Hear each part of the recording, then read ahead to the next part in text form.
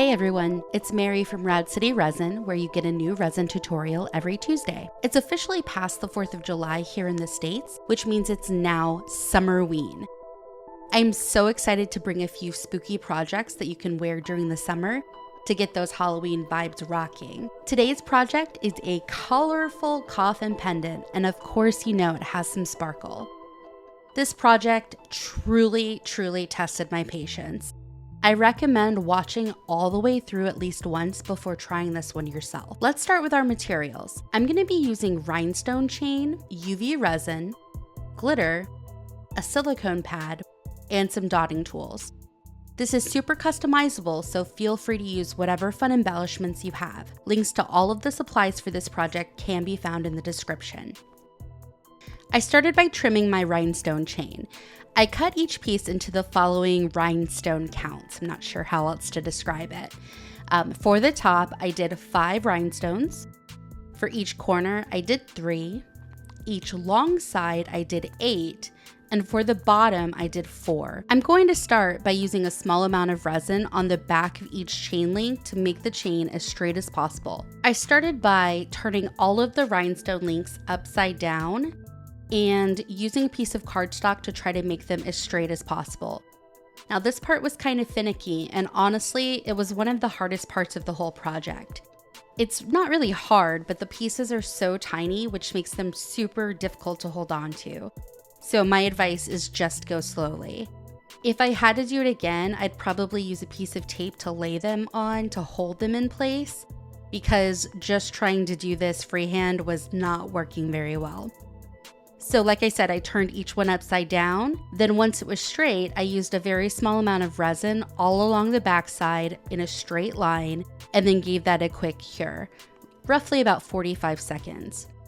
I did the exact same process again with a little bit more resin, then cured it again. I wanted to make sure that they were not going to move. Next, I actually did pull out some vinyl to stick my pieces on. I learned from that original mistake.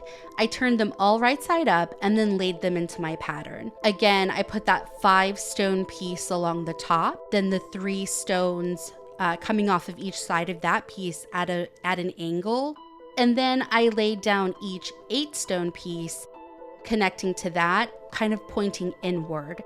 And then finally, I put the 4 stone piece at the very bottom. You're gonna wanna play around with this until you get the look you're going for.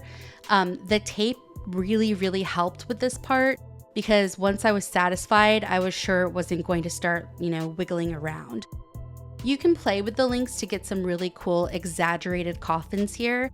I think some different angles and maybe even like different sized sides might look really cool, give it sort of like a whimsical look. Finally, once I was happy with the pattern that I had, I put a generous amount of resin in the center. Then I used my dotting tool to spread it so that it touched every side of my coffin shape.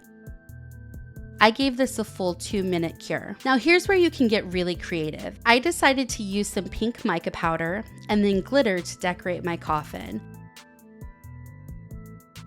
I like to think of these particular colors as the Rad City colors, but I think this would look so cool with maybe like some dried flowers or even like a Petri swirl. Actually, I think I might have to try that.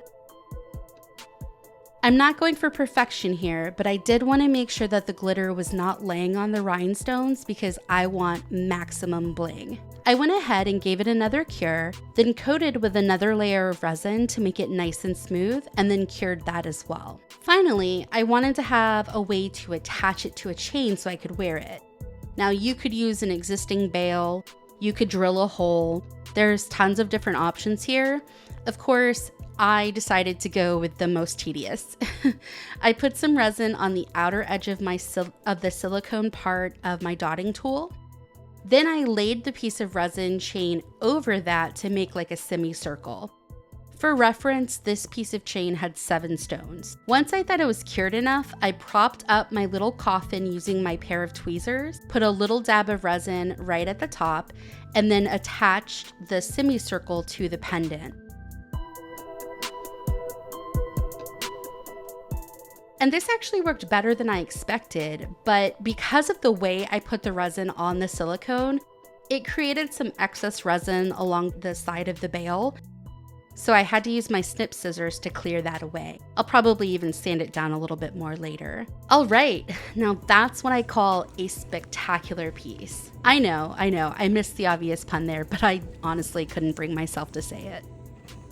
If you try this project, please tag me. I'd love to see what you make. And like I said, this is a coffin, but you could just as easily use the same method to make anything. You can find all my socials and all other links in the description of this video. Thank you so much for watching, and to keep the party going, check out this video.